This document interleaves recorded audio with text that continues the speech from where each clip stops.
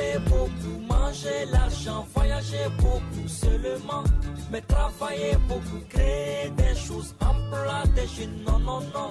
Les dirigeants africains, les dirigeants sont comme ça. Les grandes gueules.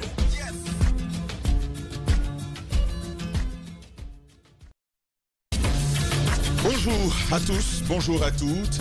Bienvenue aux Grandes Gueules, à cette deuxième représentation de la semaine. Nous sommes mardi 31 janvier 2023.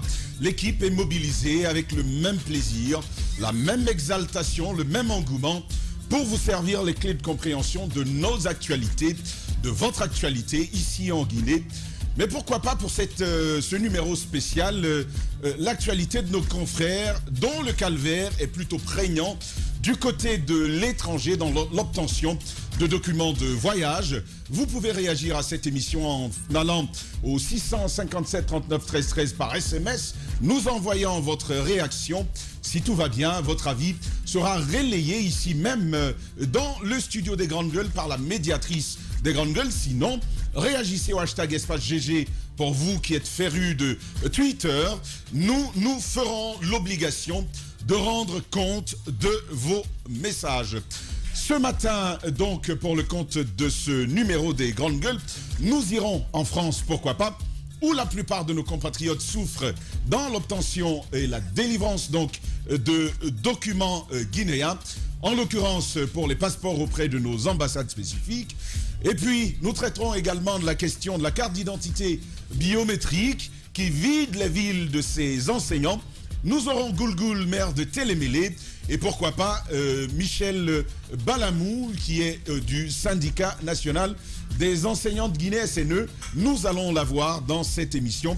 Et puis on parlera également de ce décret d'ouverture du secteur des jeux à la concurrence. Le secteur est-il totalement ouvert? C'est une des questions que nous poserons ce matin. Vous entendrez le compte-rendu de Jacques Léo qui s'y est intéressé. Et c'est avec les amis de tous les matins, Diba Milimouno qui est en studio. Bonjour Diba. Bonjour Tamba et bonjour à tous. Bienvenue aux Grandes Gueules. Merci, merci. Bonjour Jacques. Bonjour Tamba, bonjour à tous. Bienvenue. Merci. Daouda Mohamed Kamara, bonjour. Bonjour Tamba, bonjour à tous. Roby, bonjour. Bonjour, bonjour à tous. Ça va, tu as échappé belle, hein? Ouais, mais ça va. Ça va, hein? Ça va. On est encore en vie. Ton véhicule, il porte les stigmates d'un accident manqué. Manqué, oui, c'est vrai. Un vieux crocodile meurt difficilement. Hein. Faut pas mourir, hein. On a eu l'occasion de trop de larmes. Ouais, voilà. On est encore en vie. Parfait. Mohamed Mara, bonjour. Bonjour Zachary, bonjour à tous. Bienvenue à cette représentation. On va ouvrir ce numéro avec toi, Mohamed Mara, ces Guinéens qui souffrent justement pour l'obtention de la carte du passeport. Parfois, vous avez votre rendez-vous.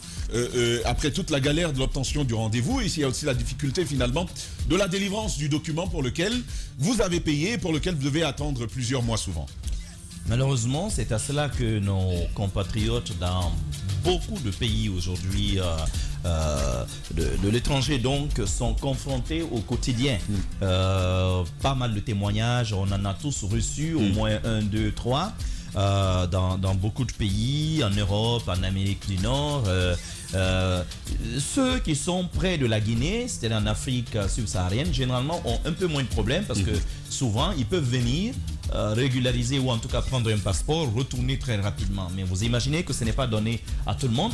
D'abord, cela génère forcément des coûts économiques, parfois un peu difficiles à tenir pour certaines de ces personnes.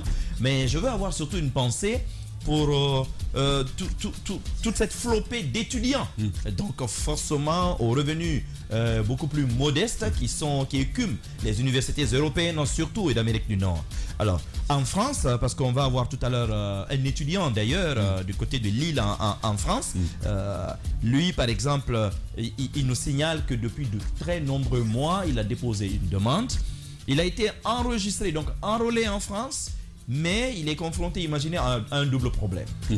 Les passeports, on apprend que les passeports ont été effectivement imprimés ici du côté du ministère de la Sécurité, que les passeports seraient déjà au niveau des affaires étrangères, mais on ne sait pas les raisons pour lesquelles les passeports ne sont pas expédiés. Tout cela est à prendre encore au conditionnel, parce qu'on ne sait pas exactement où est-ce que le bas blesse. Pourquoi on imprimerait les passeports côté sécurité et puis que les passeports passeraient par exemple 6 mois, déjà 6 mois de validité en moins de ces passeports-là. En effet. Donc, et qu'on les enverrait vers ces Guinéens. Déjà, en réalité, il y a un peu de triche là-dedans. Quelqu'un qui paye pour 5 ans, par exemple, il s'attend à trouver 12 fois 5, ce qui fait 60 mois. Justement, d'autant que... Mais si vous le donnez... D'autant que, Mara, la délivrance du passeport a duré 10 ans. C'est pas vraiment la chose la plus commune aujourd'hui. Non, ce n'est pas très prisé. En effet. Beaucoup de gens, vous savez, sa délivrance avait commencé, ensuite ça a été interrompu. Donc beaucoup n'ont même pas su après que c'était revenu. Sinon, les passeports de 10 ans, je pense que c'est ce qui s'y est le mieux aujourd'hui. Au moins pour nos compatriotes. Pour qu'ils soient un peu plus tranquilles. 5 années, ça passe très vite. Maintenant, et ça, c'est donc le premier problème. Le passeport, il est coincé là. Donc, avec déjà, vous le recevrez avec de nombreux mois de retard. Donc, vous imaginez, vous avez payé pour 60 mois. Vous recevez le passeport avec 8 mois de moins, donc pour 52 mois. En réalité, il y a quand même des indus là. Ça, ce n'est déjà pas normal. Mais l'autre énorme problème auquel ils sont confrontés est à 2 niveaux. Donc, à un niveau administratif, et qu'est-ce qui se passe? C'est que dans leur pays d'accueil, il y a des pays dans lesquels, sans le passeport, vous ne pouvez rien faire. Donc, en effet. Non, normalement. Non, il y a des villes, même en France, il y a des villes dans lesquelles les maires se sont montrés beaucoup plus conciliants. Avec les cartes consulaires, ils ont quand même essayé de comprendre la situation des étudiants guinéens. À la base, c'est l'action des ONG qui est effectivement très, très forte, qui impose les autorités administratives à observer une certaine flexibilité. Le problème, c'est qu'il n'y a que nos étudiants dans cette situation. Les étudiants sénégalais, et burkinabés et autres se font délivrer leur passeport ou à leur ambassade là-bas. Vous faites enrôler là-bas, on vous le sert là-bas. Donc, ceux-ci ont moins de problèmes.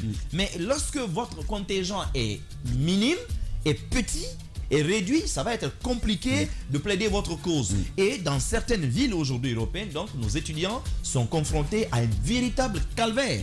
Maintenant, il y a un autre problème sous-jacent qu'on peut ne pas remarquer. C'est qu'une personne déjà enrôlée, n'oublions pas qu'on parle de biométrie, même si demain, elle avait les moyens de venir en Guinée, par exemple en vacances, pour se faire délivrer un passeport. Déjà, il n'est pas du tout sûr quel est son passeport dans le délai requis ici. Vous savez comment ça se passe. Vous pouvez venir pour 1 semaine, vous attendez 3 semaines, 1 mois, on ne sait jamais. Mais vous avez déjà vos empreintes dans le système là-bas. Vous venez ici pour le même passeport, on ne peut plus vous enrôler. Parce que vous allez être confronté à un cas de doublon. Donc vous imaginez, il y a des problèmes quand même qui jaillissent comme ça. Je trouve qu'il est de la responsabilité quand même de l'État guinéen de prendre cette situation à bras le corps. Des Guinéens ne peuvent pas à l'étranger alors qu'ils payent cher leur passeport. C'est quand même combien? 136 €.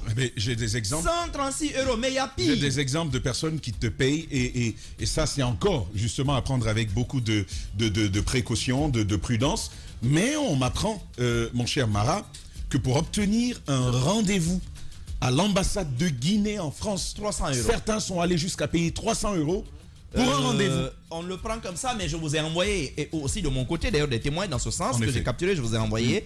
Les Guinéens, moi j'invite ces Guinéens là qui sont en France, qui ont dû payer de cette façon ces genres de sommes indues, qu'ils viennent sur nos pages, qu'ils les dénoncent. On se chargera de les relayer. En effet. Je pense quand même qu'on a un ministre des Affaires étrangères qui jusqu'à présent s'est montré quand même assez volontariste sur ce type de questions. Il est très réceptif. Il est très réceptif à ce type de questions, mais on nous signale véritablement qu'à l'ambassade de Guinée en France, nous n'avons pas eu le temps, entre guillemets, de recouper, mais plusieurs Guinéens de France nous ont écrit, même ces derniers jours, pour dire attention, on nous fait payer cher les rendez-vous, et parce que vous êtes pressés, vous avez besoin de cela. Mais malgré les rendez-vous où vous arrivez, vous n'avez pas les services obtenus. Peut-être qu'avec le changement d'ambassadeur, peut-être que celui qui est arrivé va impulser une nouvelle dynamique. On va prendre cet étudiant dans un instant, cet étudiant de Lille, un témoignage justement à chaud d'un Guinéen qui subit cette difficulté. Mon cher Roby, le passeport, un document central, mais déjà que pour avoir un rendez-vous, c'est d'abord le tout premier calvaire à devoir franchir. Alors, pour vous donner un peu l'ampleur de la galère que vivent les Guinéens en France, c'est qu'il y avait une plateforme qui avait été mise en place à l'ambassade, une plateforme sur laquelle les Guinéens pouvaient prendre le rendez-vous soit en appelant ou en s'inscrivant ou en envoyant un mail. C'était la procédure normale qui était la procédure qui était mise en place. Cette procédure a été abruptement arrêtée et finalement les rendez-vous sont physiques parce que la pratique que vous dénoncez était instaurée. Il fallait venir physiquement à l'ambassade, chercher à obtenir, avoir d'abord, je ne sais pas si c'est le consul ou qui, et auprès de lui ou sa secrétaire, avoir un rendez-vous. Ça pouvait se faire autant rapidement ou ça pouvait se faire autant lentement, ça dépend de la bourse que vous aviez. C'est une pratique qui a longtemps perduré au niveau de l'ambassade de France et beaucoup d'autres ambassades de Guinée à travers le monde. Je pense qu'aujourd'hui, les responsabilités, il faut les situer. Au début, moi j'ai reçu des appels, les gens ils pensaient que c'était la société qui était censée délivrer les passeports qui était fautive dans cette situation. Je veux nommer la société Iris. Mais il s'est avéré que finalement, c'est une complicité non seulement au niveau du ministère des Affaires étrangères et des différentes ambassades à travers le monde. Vous avez vu, il y a des Guinéens aujourd'hui qui sont censés...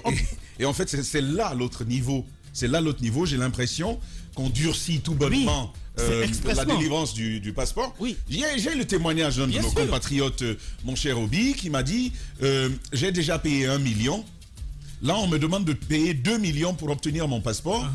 Je lui ai dit de s'arranger à me trouver la preuve de ce qu'il disait. Il m'a dit, monsieur, ce qui m'importe, c'est trouver mon passeport. Bien sûr. Donc, il paye, il s'en va. Et la situation dans laquelle, Mohamed Mara, même si vous avez les moyens et que vous prenez votre billet, vous venez en Guinée pour établir votre passeport, c'est expressement fait de vous faire payer au-delà de la somme, parfois même au-delà de la normale, parce qu'on sait que l'étranger, quand il vient, il a une période déterminée de séjour en Guinée. Et donc, on leur fait payer la variante entre 1, 2, 3 millions de plus que les frais de passeport pour pouvoir obtenir leur passeport. Donc, autant de difficultés qui existent au sein de la délivrance de ces passeports, parce qu'il vous souviendra que en Europe, pour avoir un titre de séjour pour les gens qui sont en règle, il faut présenter un document national. Aujourd'hui, pas que le titre de séjour, même le travail. Alors il te faut le passeport pour le titre de séjour, il te faut le titre de séjour pour le travail, pour t'inscrire, te réinscrire, pour tout faire. Ça, c'est le cas spécifique des étudiants. Il y a le cas spécifique de ces Guinéens qui sont partis autrement et qui encore, eux, vivent pire que la galère que les étudiants vivent. Donc, on va y voir cet étudiant et après, on va revenir en long et large sur le sujet. Justement, quelle est la nature du calvaire que nos compatriotes, en l'occurrence les étudiants, vivent du côté de la France? Amadou Diallo, étudiant à Lille, étudiant guinéen à Lille, est en ligne. Monsieur Diallo, bonjour. Les grandes gueules. Oui. Monsieur Diallo, bonjour. Bonjour Tamba, bonjour à tout le monde. Voilà, merci de vous prêter à nos questions de ce matin. La toute première question va aller à vous, mon cher Jacques, pour Amadou Diallo. Alors, Monsieur Diallo, commencez d'abord par nous parler de vous-même. Est-ce que vos démarches ont démarré il y a longtemps et quelle réponse on vous donne de la part du ministère des Affaires étrangères? Ou est-ce que ça bloque l'accès à votre document de voyage?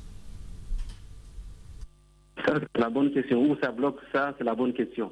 Mais moi, je vais vous dire, merci de m'avoir donné la parole déjà pour vraiment m'exprimer à ce sujet qui nous pratique ici, de ce côté de l'Europe.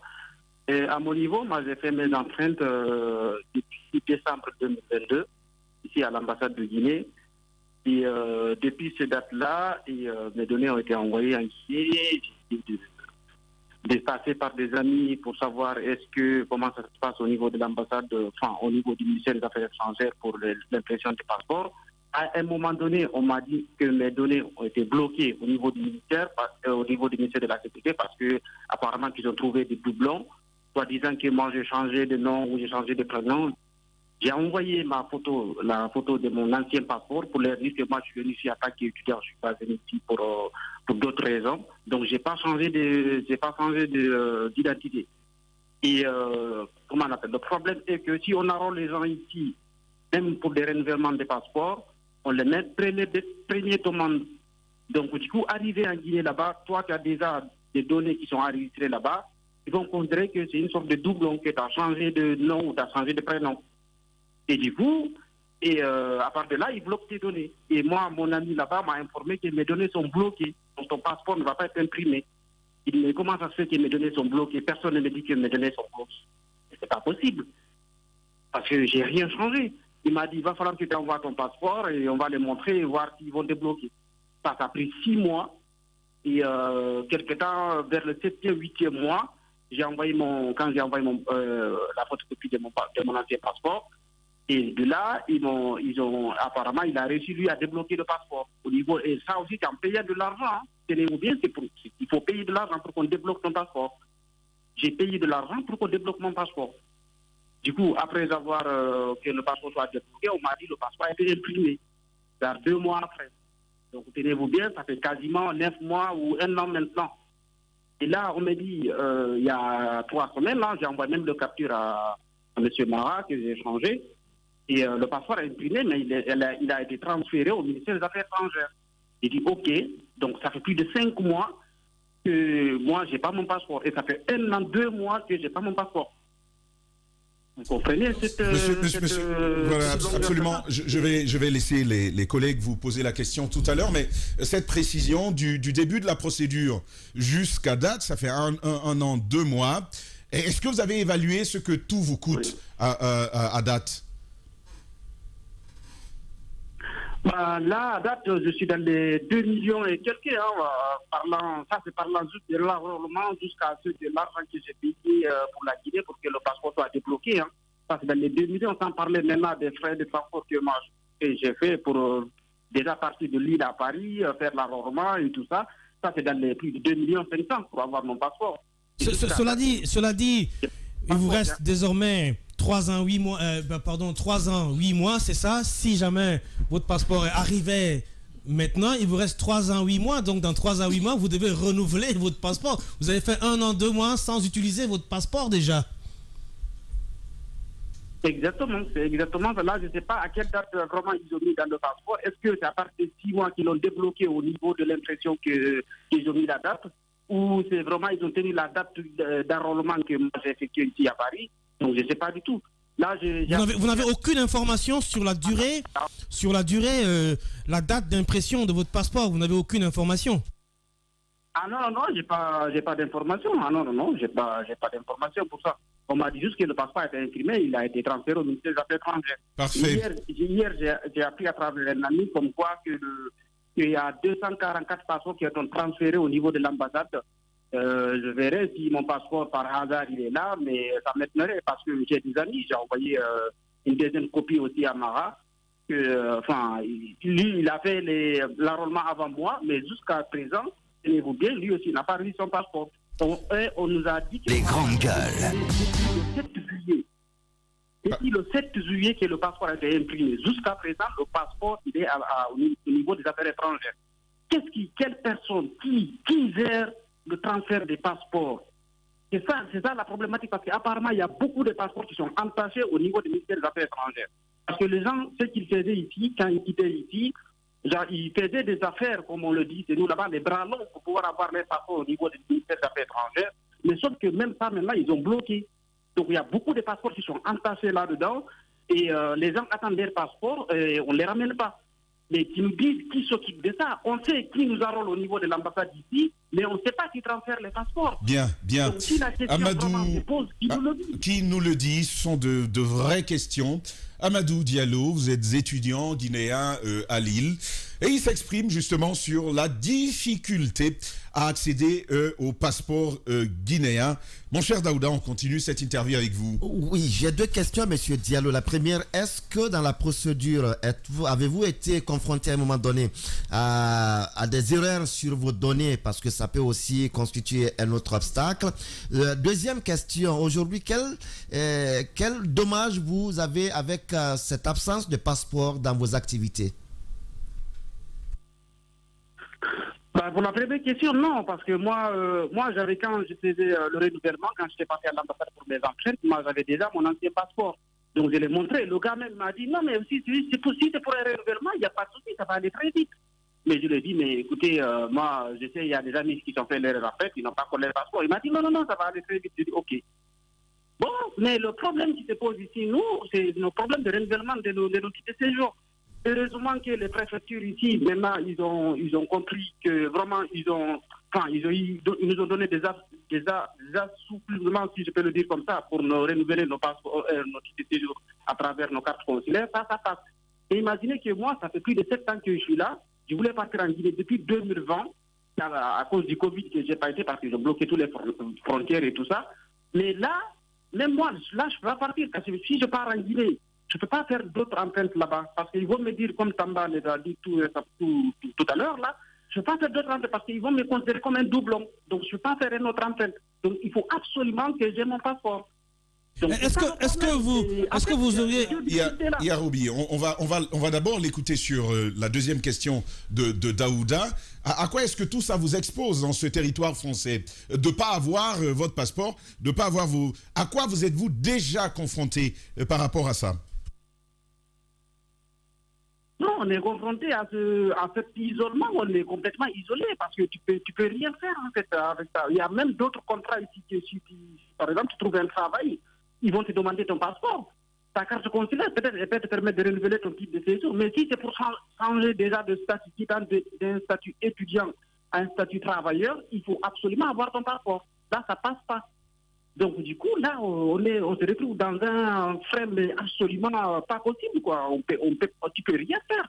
Tu peux rien faire parce que de toute façon, ils vont te dire que c'est pas à nous de te faire ton passeport, hein, va dans ton pays, tu vas faire ton passeport. Donc ça, c'est pas leur problème.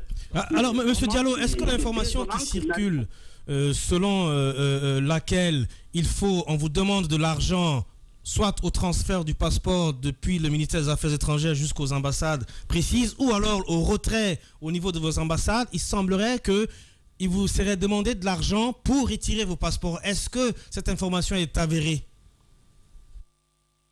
Non, à l'ambassade de Guinée, ils ne demandent pas. Si le passeport est arrivé, tu pars avec ton attestation d'enrôlement, tu leur donnes, ils vont te donner ton passeport. Ça, il n'y a pas. J'ai entendu même que les gens parlent de prendre des rendez-vous, de payer pour avoir des rendez-vous. Normalement, les rendez-vous, c'est avec la plateforme qu'ils ont mis en ligne.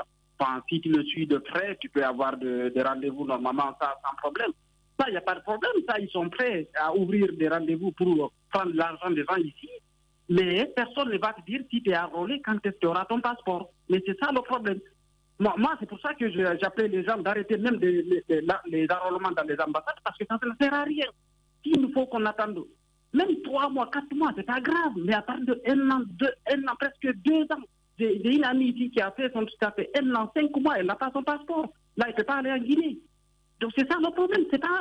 En fait, ils sont prêts à récolter l'argent.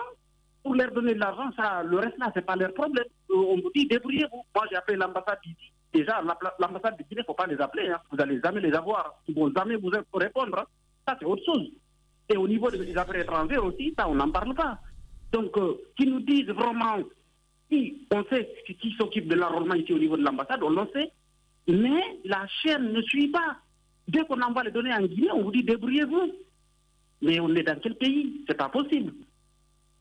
Voilà, Amadou Diallo sur la difficulté des Guinéens à accéder au passeport à partir de la France. Je rappelle d'ailleurs que en direct, on a quand même ces informations sur le coût de l'enrôlement du côté de Bucarest, par exemple. On a une représentation à Ankara. Justement, celui de 5 ans, il est à 150 €. Celui de 10 ans l'enrôlement pour celui de 10 ans est à 300 € carrément. Hein. Je ne sais pas c'est quoi les raisons d'un tel coût. C'est pas en tout cas celui qui est pratiqué ici en Guinée. Est-ce qu'il y a une dernière question?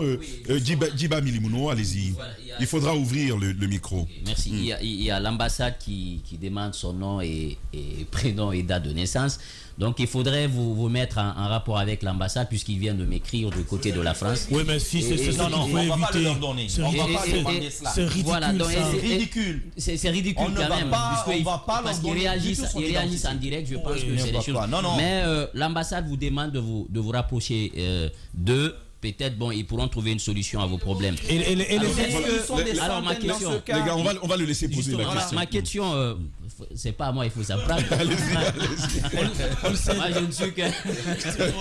Moi, je ne fais que relayer l'information pour d'autres chers Guinéens.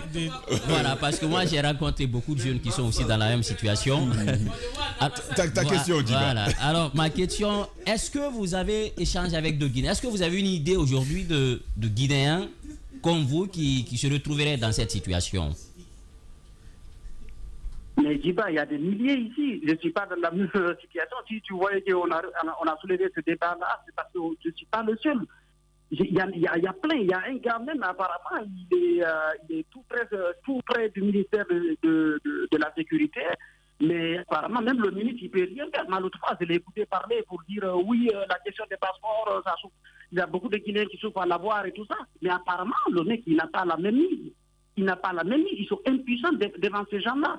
Mais qui nous disent vraiment que ces gens-là, s'ils sont incapables de nous imprimer des passeports, mais qui changent l'opérateur, c'est tout. Mais là, j'ai l'impression qu'on est devant un fait accompli où chacun reste dans son coin.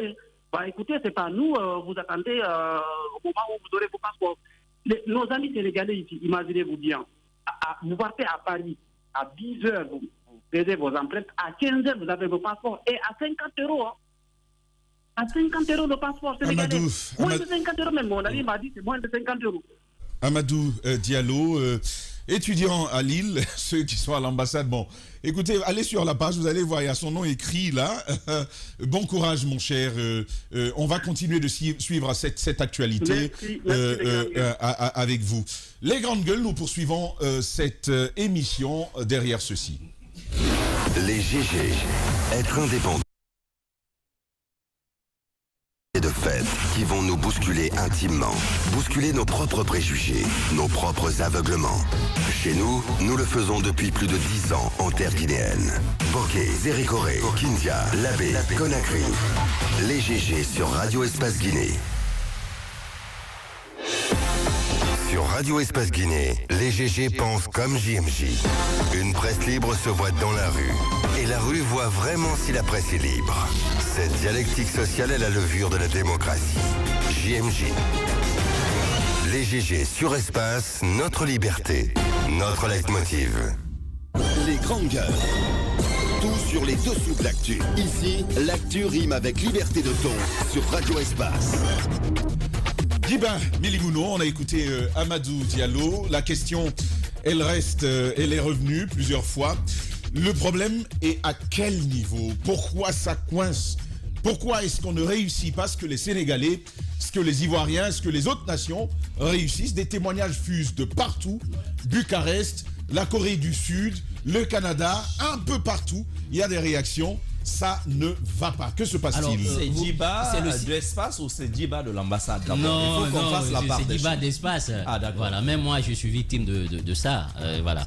Et tout le monde est victime d'ailleurs de ce problème. Vous savez, à l'époque, on pensait que le fait que les Guinéens quittaient l'étranger pour venir chercher les passeports ici, lorsqu'on a mis un terme à ça, on pensait que la solution était trouvée. Mais sauf que je pense que c'est de mettre une sorte de cautère sur des jambes de bois. Ça ne peut pas servir. Ce n'est pas une solution. Moi, je pense que c'est le système qu'il faut repenser. C'est le système même qui est malade.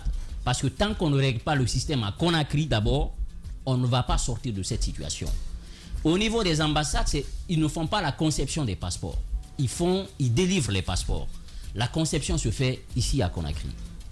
Alors, qu'est-ce qui se passe véritablement? Par exemple, pour la France, j'apprends que pour les passeports de 5 ans, c'est 150 $. 150 €, pardon. Pour les passeports. 136 €. Voilà. Maintenant, pour les passeports de 10 ans, on parle de 300. Autour de 300. Les gens ont augmenté. Justement, on parle de 300. Et donc, vous imaginez aujourd'hui, vous avez des étudiants qui vont changer de statut.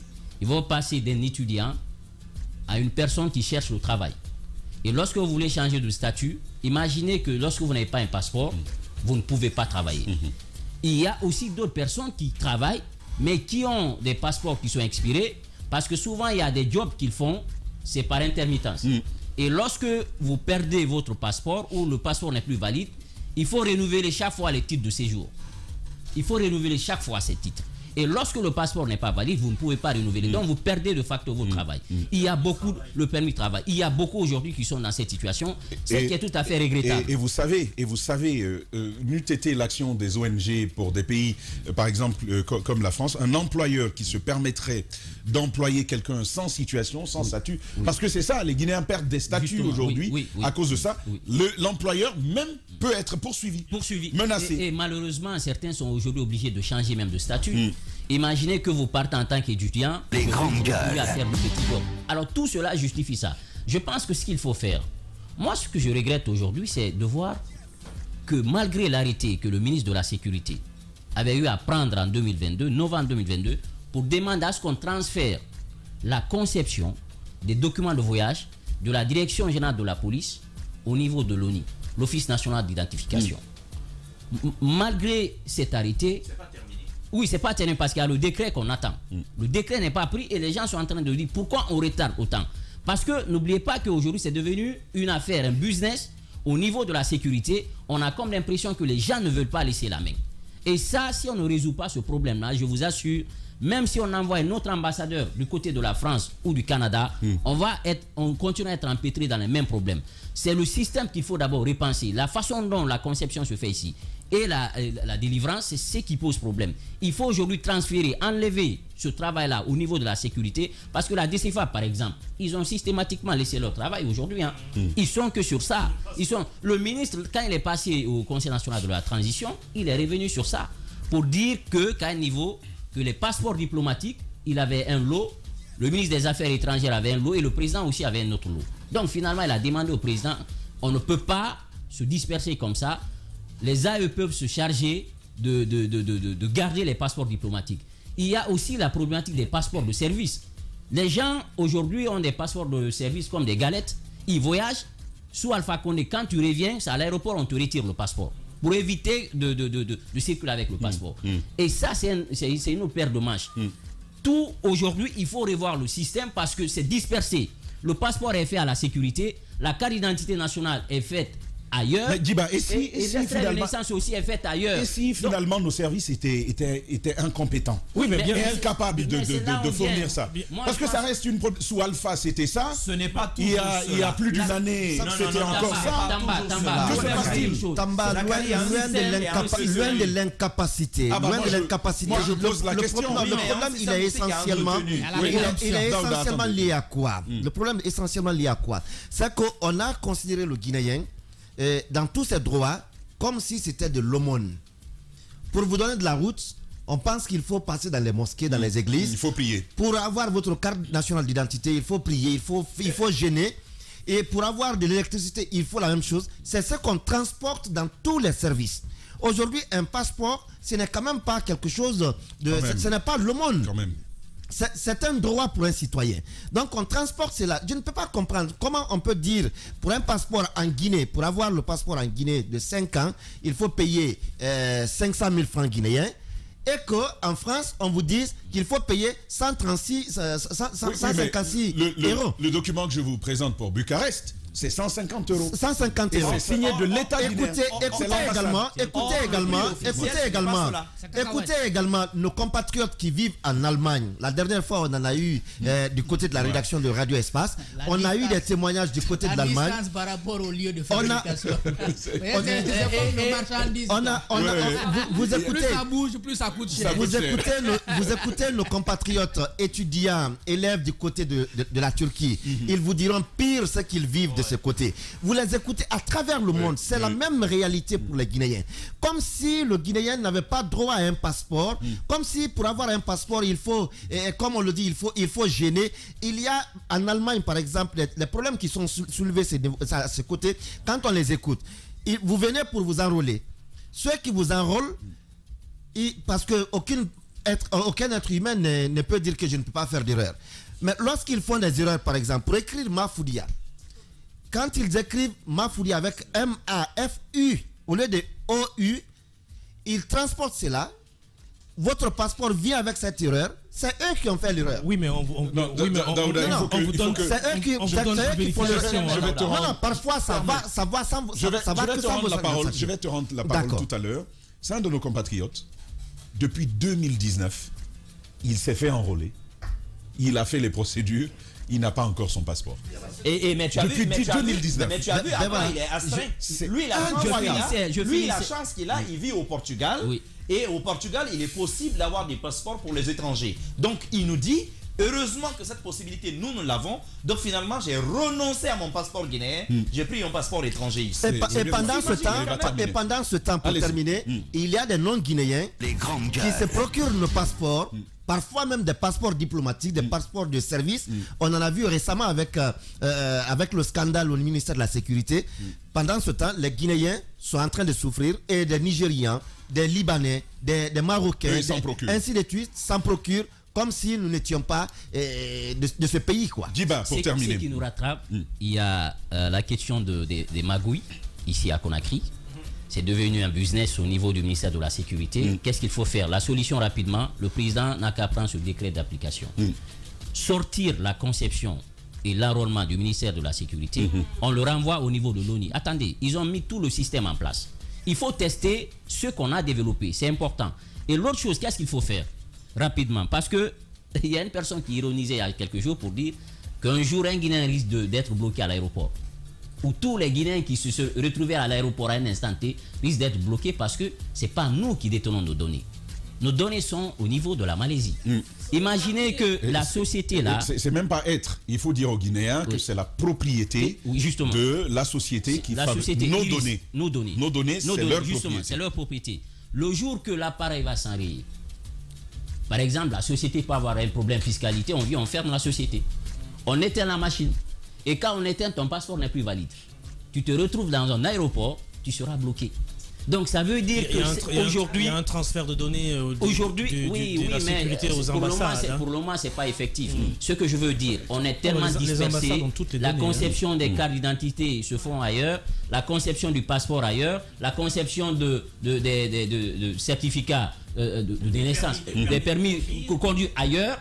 Donc ça veut dire que rien n'est centralisé, les données sont éparpillées. Qu'est-ce qu'il faut faire aujourd'hui? Les cartes grises ailleurs, ce qu'il faut faire aujourd'hui, il faut faire une compilation en bas, une agrégation des exigences et regrouper la conception.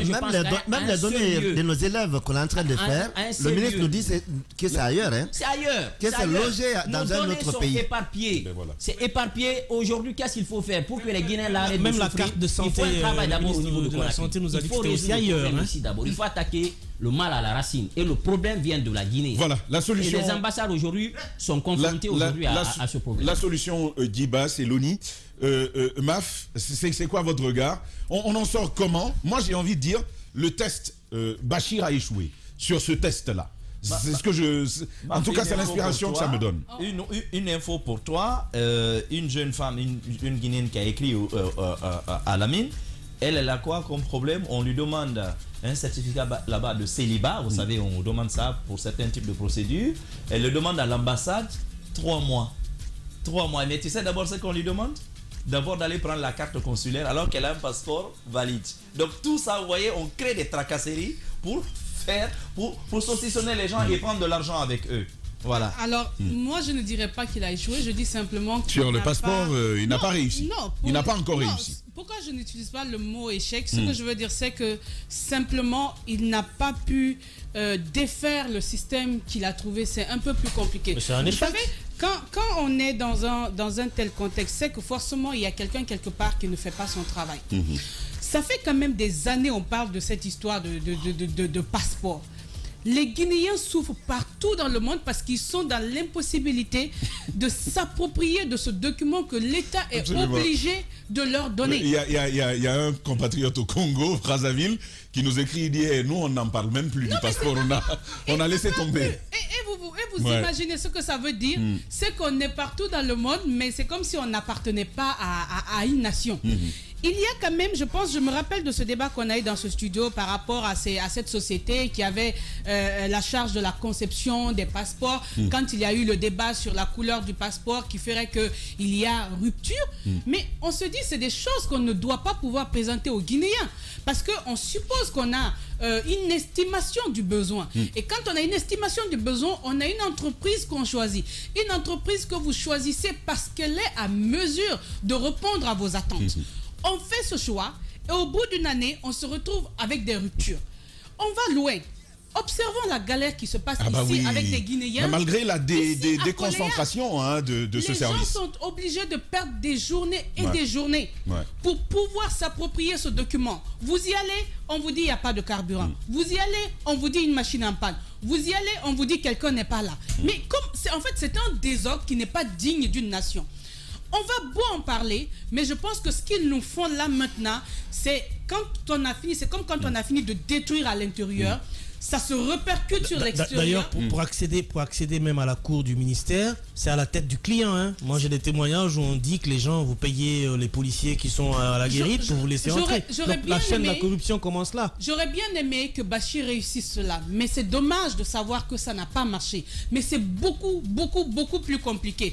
Et c'est là encore le problème de la Guinée. On va pas parler du Sénégal, on va prendre l'exemple sur la Côte d'Ivoire, on va prendre l'exemple sur les autres. Mais ce qu'ils font, c'est pas le miracle. Ils font simplement leur Je trouve que c'est banal. Non, moi, je pense qu'on peut vraiment le réussir. On ne fait pas notre travail. Et qu'est-ce qui se passe?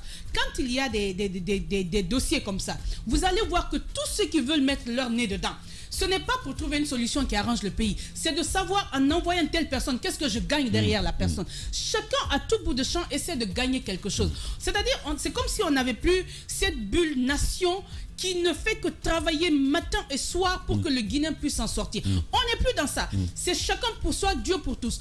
On se retrouve avec des problèmes minables comme ça. Les gens auraient fini avec ça, mais rapidement. Il y a des entreprises. C'est idiot. Les entreprises existent partout dans le monde. On offre des services. C'est à l'État de savoir avec qui nous y allons parce qu'il y a le sérieux. On ne fait pas cela. La corruption a fini avec le pays et on se retrouve aujourd'hui à pleurer. Moi, ce que je dis aux Guinéens... Ce qu'on ne prend pas en compte, c'est que nos compatriotes qui sont à l'étranger, si on pouvait évaluer le retour en termes d'argent qu'ils apportent au pays, mais c'est de loin la plus grosse quantité. C'est la plus grande source de revenus pour l'État. Il y a cet aspect, mais même s'il n'y avait pas cet aspect, ce sont des Guinéens qui se retrouvent dans d'autres nations. Et pour être là-bas, il faut déjà prouver qu'on appartient à une nation. Et là, le document qui certifie, mais on a du mal. Écoutez le monsieur qui a parlé tout à l'heure. Il parle de deux aspects. Il dit, on peut même comprendre qu'il y a des problèmes. Mais des fois, nous venons, ils ne nous disent rien.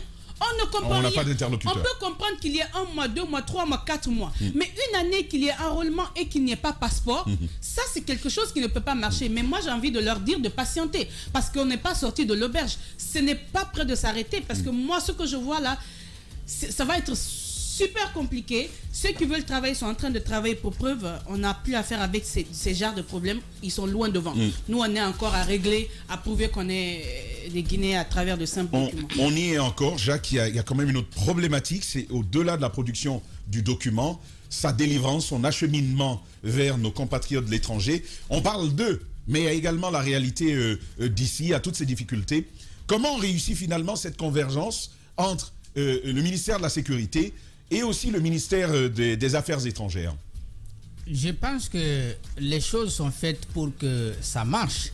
Maintenant, les hommes font le choix de ne pas faire correctement leur travail. Moi, j'ai envie de dire tout ce matin parce que je crois que je ne vais pas revenir sur tout ce que les collègues ont dit. Ils ont suffisamment dénoncé la situation. Ça peut ne pas nous faire mal, mais on peut avoir un peu honte. Je crois que nos gouvernants doivent avoir un peu honte. Je n'ai pas encore entendu ces débats-là dans les pays qui nous entourent. Un citoyen... Oui, mais ça existait, mais après ça se corrige. En 2023 En 2023, ça se corrige. Eux, ils délivrent leur passeport dans les ambassades. Chaque année, le même débat. Chaque année, le même débat. Un gouvernement qui arrive dit, bon, je vais m'en occuper. Après, c'est la même situation qui demeure. Je crois qu'on peut avoir honte. Là, on ne parle même pas du comportement des gens dans les consulats. Au-delà d'être d'un document de voyage, c'est un document d'identification. Celui qui l'a. Le droit à l'identité. C'est le droit à l'identité. Ça, c'est un des droits de la personne. C'est une question de respect même. Vous ne pouvez pas être à la tête d'un pays et puis les gens qui sont originaires de votre pays, qui sont nés dans votre pays, dont le sang guinéen coule dans les veines, se plaignent à l'étranger pour avoir quoi? Un papier qui les désigne au milieu d'autres comme étant guinéens. Vraiment, si c'est pas parce qu'on n'a pas honte, ça on décide un seul jour, on dit ça là c'est fini, ça va être réglé. Ça, vraiment, je n'ai plus grand mot à dire. Plus grand mot à dire, en fait, Jacques. Honte, la honte, c'est le mot. Et effectivement, ce que je pensais ce matin, c'est ici on parle de ça. Les Ivoiriens, là, ils nous écoutent. Les Gabonais, ils nous écoutent. Les Nigériens, ils nous écoutent. Mais la Guinée, c'est quel pays? On va se retrouver après au pays de la non-honte. Radio Espace, face à Roby. Savoir et comprendre. Radio Espace Guinée.